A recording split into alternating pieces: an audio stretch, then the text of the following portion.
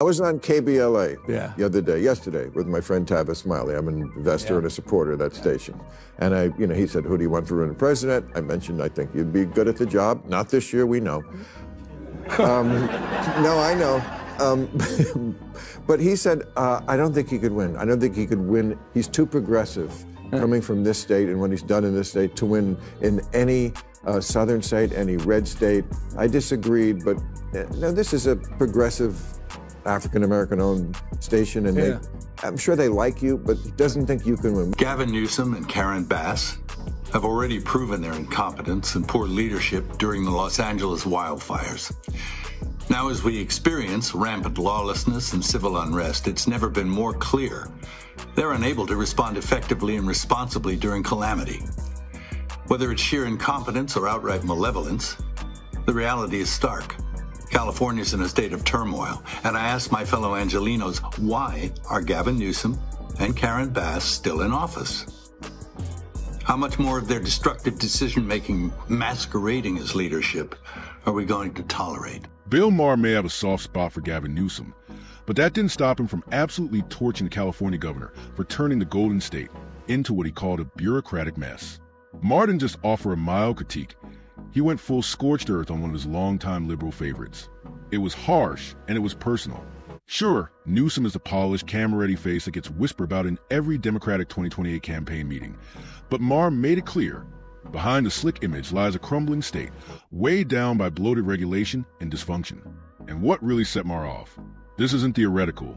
It's his own backyard falling apart, and no amount of spin can hide that anymore. The new law in this, I think we have way too many regulations and laws, as we've talked about. And this one, I think, says if you're a department store with over 500 employees, you have to have a gender-neutral toy department. Yeah.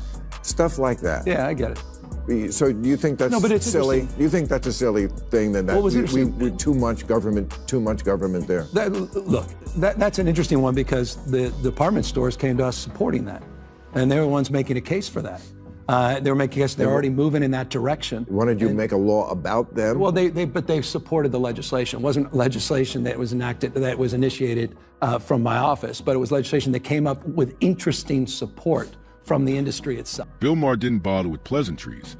He came out swinging no filters, no finesse. His opening salvo hit hard. Red tape.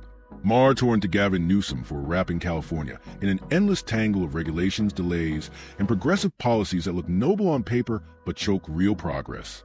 In Maher's blunt words, the state has become a slow-motion car crash-wrapped in a rainbow flag and buried under 3 layers of useless paperwork. His fury wasn't subtle, it was raw and deeply personal. California, in his eyes, isn't just flailing. It's bleeding potential, drained by a system designed more for virtue signaling than results. And at the center of that failure, Maher sees Newsom posing for cameras while the real California burns from within. If you're tired of fairy tale politics and want someone to call it exactly how it is, buckle up, because this one's got no brakes. Let's talk receipts. Newsom's track record isn't just flawed, it's embarrassing. Take last year's wildfires. The entire state was choking on smoke while government officials stumbled through the response like it was their first disaster drill. Sluggish, sloppy, and dangerously unprepared. And now, ice-fueled riots are shaking California's foundations. And once again, the state's leadership is MIA. Streets on fire, businesses looted, chaos reigns. And Newsom? He didn't just drop the ball, he launched it into orbit. His response wasn't control or calm, it was clout chasing. He publicly aligned with the rioters and even challenged Trump to come arrest him. Seriously, what was that? 10 years. The fear, the horror. The hell is this guy? Come after me, arrest me. Let's just get it over with. Tough guy. You know, I don't give a damn. But I care about my community. I care about this community. The hell are they doing? These guys need to grow up. They need to stop. And we need to push back. And I'm sorry to be so clear, but that kind of bloviating is exhausting. So Tom, arrest me. Let's go. Then came the internet, and the backlash was instant. Left, right, center, everyone piled on. The same Gavin Newsom who had been puffing his chest with cameras suddenly morphed into a groveling politician scrambling to salvage his image. Cue the awkward apology tour. He backpedaled harder than a cyclist on the edge of a cliff. And just when it couldn't get any more cringe, he flipped again this time into tough guy mode. Newsom started threatening arrests and vowing to crack down on the very rioters he'd previously embraced. But let's be honest, no one was buying it. The whole performance reeked of desperation. It was too little, too late. The damage was already done, visibly, politically, and publicly. His sudden shift didn't look like leadership. It looked like panic. And once the trust was gone, it was gone. Newsom did eventually come out and apologize. If you want to go on Twitter, Rob, and just go to the apology video that he came out eventually. This is, I think, 4-5 days later. On day one, I asked him, I said, are you going to come out and do this? Watch how he's finally wanting to have his people be responsible. Go ahead, Rob. If you incite violence, I want to be clear about this. If you incite violence or destroy our communities, you're going to be held to account. Okay. That kind of criminal behavior will not be tolerated. Full stop. Already more than 220 people have been arrested, and we're reviewing tapes to build additional cases, and people will be prosecuted. Here's the million-dollar question. If Gavin Newsom couldn't handle a meltdown in his own backyard, how is he supposed to lead an entire nation? What happens when it's not rioters in California, but a real foreign threat knocking on America's door? Be honest. If the pressure gets real, does anyone truly believe Newsom won't crack, toss out a half-hearted apology, and then stumble through fixing a disaster he helped create? Leadership isn't about polished speeches or perfect photo ops. It's about decisiveness, courage, and accountability. And to Bill Maher, that's exactly what Newsom lacks. Maher sees it plain as day. Gavin's brand of leadership is flashy progressivism dressed up in buzzwords, with zero backbone to back it up. To Maher, California isn't just a state in crisis. It's a preview, a warning shot, a crystal ball showing the chaos that unfolds when ideology outruns common sense. This isn't just Newsom's mess anymore. It's a national red flag. And if this bureaucratic circus is what the far left plans to scale nationwide, Maher's out. And really, can you blame him? On KBLA the other day, yesterday, with my friend Tavis Smiley. I'm an investor and a supporter of that station.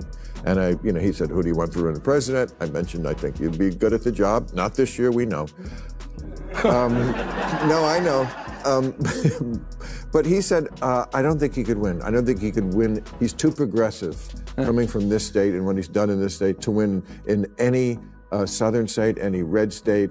I disagreed, but no, this is a progressive African-American-owned station, and I'm sure they like you, but he doesn't think... Even longtime Democratic voters are starting to turn their backs. One black voter, likely loyal to the party his entire life. Put bluntly, Gavin Newsom wouldn't win, not because he's too progressive, but because he's too incompetent. The sentiment is spreading. If Newsom can't manage his own state, how on earth is he supposed to manage a nation? And don't even get started on the Kamala versus Gavin comparison. One delivers word salads, the other dishes out polished nonsense. Pick your poison. At least with Kamala, you're confused and maybe laughing. With Newsom, the failures slap you in the face. Businesses fleeing, crime surging, homeless camps multiplying, and a governor who acts like it's just another day at the spa. That's not leadership. It's theater. And America deserves better than a stage show propped up by surface-level charm and sound bites. We need real grit, real results. Not a guy whose biggest claim to fame is still having great hair in the middle of statewide chaos. If this is the Democratic Party's best hope for the future, then they're not just in trouble, they need a full rebrand. People aren't just disillusioned, they're furious. And one of the loudest voices calling it out? Mel Gibson. He didn't mince words. Gavin Newsom and Karen Bass should bury their heads in shame. Gavin Newsom and Karen Bass have already proven their incompetence and poor leadership during the Los Angeles wildfires. Now, as we experience rampant lawlessness and civil unrest, it's never been more clear they're unable to respond effectively and responsibly during calamity. Whether it's sheer incompetence or outright malevolence, the reality is stark. California's in a state of turmoil, and I ask my fellow Angelenos, why are Gavin Newsom and Karen Bass still in office? How much more of their destructive decision-making masquerading as leadership are we going to tolerate? That was a public slap, and honestly, Mel Gibson's not wrong. Under the so-called leadership of Gavin Newsom and Karen Bass, California has spiraled into a nightmare playground of sky-high taxes, relentless crime, and housing prices so outrageous they'd make even billionaires sweat. This isn't just bad policy, it's a complete absence of accountability. Californians are stuck paying the price, while their leaders chase optics over outcomes. The dysfunction is off the charts. The bureaucracy is a swamp, and the cost of living is downright insane. Newsom and Bass didn't just mismanage the state. They drove people out. Literally. Families, small business owners, and everyday residents are packing up and fleeing. And they're not alone. Big-name voices like Joe Rogan and Ben Shapiro didn't just complain, they left. They uprooted their entire lives, escaping California's crushing taxes and chaotic governance. Because when even household names bail, something's seriously broken. It up. It doesn't seem to be an organic display of protest. That means that it doesn't have a constituency among regular people. The Los Angeles protesters were fueled by very militant far-left organizations that passed out masks and frozen water bottles and other forms of protection for the protesters. Same thing in New York. This is all organized by the far left, but the people aren't coming out. In fact, on Tuesday night at 9 o'clock in New York, everybody went home. In fact, I guess they were hungry. So this is kind of contrived, and the media hoped it would explode into something more so that Trump would look bad, but that doesn't seem to have been the case. That's not just a warning. It's a full-blown siren blaring through the streets. California is bleeding out the very people who built it. The residents who stuck it out through the worst are finally saying enough. They're done with the excuses, done with the delays, done with politicians who care more about headlines than results. And if Gavin Newsom and Karen Bass can't reverse the damage, then it's time for them to do what real leaders do when they fail. Step aside. California can't afford another day of the circus. Even Bill O'Reilly has joined the chorus, calling for Newsom to pack his bags and resign. And while O'Reilly didn't drop names, you don't have to be a political analyst to read between the lines. Who else fits the profile of a politician who cozied up to chaos when California desperately needed control? All signs point straight to Newsom. When the protests erupted, real leadership vanished. Newsom didn't take a strong stand. He issued vague, politically correct statements that sounded like they were written by a crisis comms intern. No firm condemnation, no decisive action. Just more carefully crafted lines meant to offend no one and fix nothing. Worse, rumors started to swirl. Claims that protesters were being handed face masks and even frozen water bottles. It may sound trivial, but that implies planning, even coordination. And if those actions trace back to people aligned with Newsom or his inner circle, we're no longer just talking about failed leadership. We're talking about manipulation. Quietly fueling the fire while pretending to douse it. That's not governance. That's a con. And California deserves far better. In California, Governor Newsom wanted these demonstrations to explode so he could use that as a political cudgel against Trump and elevate himself into a left-wing candidate for president in 28. And let me back that up. So when you have the police chief of Los Angeles in a press conference saying, we're outmanned, we can't control the violence, the fires on the cars, the throwing objects at our own police and ICE agents, we can't control it. And you don't have the governor immediately sending the National Guard down to help the LAPD. Then you know the governor doesn't care or wants it to explode. And that's what I believe Newsom did. Who's paying for this? Who's organizing it? The people deserve real answers, because leaders are supposed to bring calm, not fan the flames from behind the curtain, while pretending to rise above the chaos. If that's what's really happening, this isn't just a scandal. It's a complete betrayal of public trust. Gavin Newsom may not have officially launched a 2028 presidential bid, but let's not kid ourselves. The man's been on a full-blown PR tour disguised as public service. He's hitting national talk shows, launching a podcast that feigned bipartisan charm, and making just enough media noise to stay trending, without ever taking real accountability for the disaster unraveling back home. And Bill O'Reilly's not the only one calling it out. More and more Americans are waking up to the game. If Newsom thinks he can ride the chaos all the way to the White House, he's in for a rude awakening.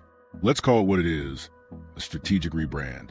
The podcast, the media blitz, the sudden I hear both sides tone, none of it is about governing.